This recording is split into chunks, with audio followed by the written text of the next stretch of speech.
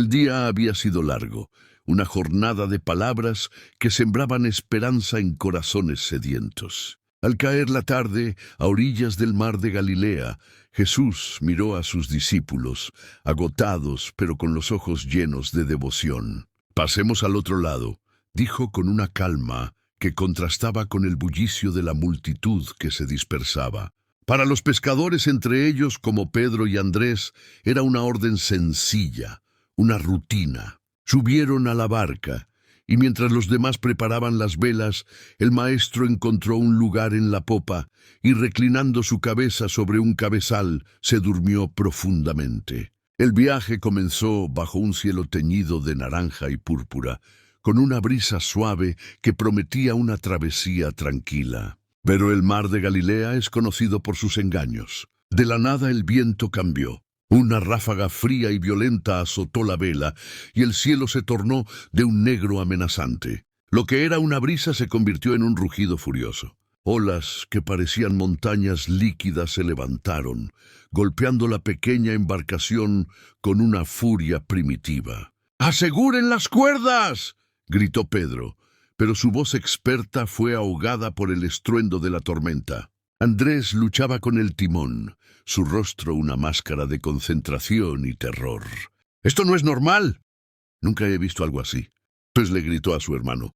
El pánico empezó a extenderse como un veneno. Juan, el más joven, se aferraba al mástil, rezando en susurros. Tomás, siempre escéptico, murmuraba: «No lo vio venir». Un hombre que habla del reino de los cielos no puede prever una simple tormenta. El agua helada inundaba la barca, llegando a sus rodillas. Sus esfuerzos por achicarla eran inútiles contra la furia del mar.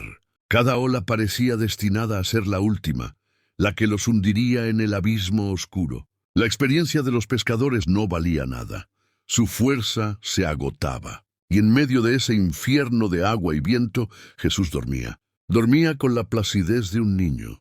La visión de su paz era una afrenta a su terror, un misterio insondable que alimentaba su desesperación. ¿Cómo podía dormir? ¿Acaso no le importaba que estuvieran a un respiro de la muerte? La duda se mezcló con el miedo, creando una angustia insoportable. Finalmente Pedro no pudo más. La frustración y el pánico lo vencieron.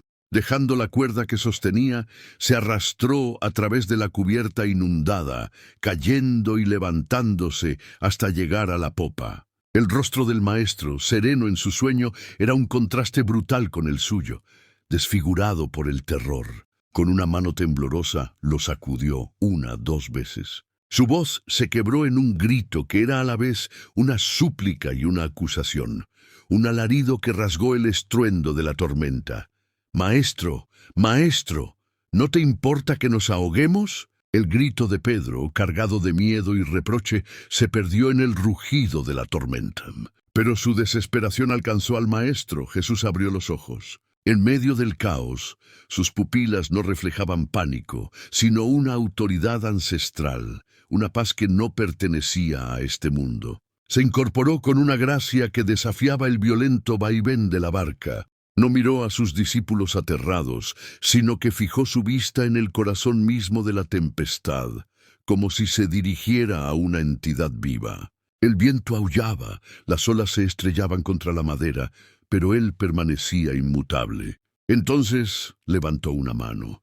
El gesto fue simple, pero contenía el peso de la creación. Y con una voz clara y resonante, que cortó el estruendo como un relámpago, ordenó: «¡Silencio! ¡Cálmate!». Y entonces lo imposible sucedió. No fue gradual, fue instantáneo. El viento no amainó, simplemente se detuvo. Las olas no se calmaron, se desplomaron. El rugido ensordecedor fue reemplazado por un silencio tan profundo que zumbaba en los oídos. El mar de Galilea, que segundos antes era un monstruo desatado, se convirtió en un espejo de cristal oscuro bajo el cielo que comenzaba a despejarse. Los discípulos quedaron paralizados. El cambio fue tan violento, tan antinatural, que su terror anterior por la tormenta fue reemplazado por un miedo nuevo y sobrecogedor.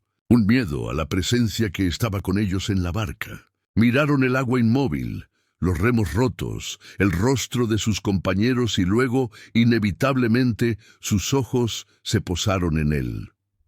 Jesús bajó lentamente la mano y su mirada, llena de una infinita y triste compasión, recorrió a cada uno de ellos. Ya no eran los valientes pescadores o los devotos seguidores, eran niños asustados, confrontados con un poder que su mente no podía comprender. Con una voz suave, que resonó en el silencio absoluto con más fuerza que cualquier trueno, les preguntó: ¿por qué tienen tanto miedo? ¿Aún no tienen fe? Las palabras no eran un regaño, sino una herida. Penetraron más profundo que el agua helada, exponiendo la fragilidad de su confianza, la pequeñez de su entendimiento. Nadie pudo responder. Pedro, el impetuoso, el que lo había desafiado, ahora solo podía bajar la cabeza con la vergüenza quemándole el rostro. El silencio se rompió, no por una respuesta, sino por un susurro tembloroso. Fue Andrés quien, sin atreverse a mirar directamente a Jesús, se volvió hacia su hermano. «Pedro», murmuró, su voz apenas audible, «¿quién es este?». El asombro y el temor reverencial se extendieron entre ellos.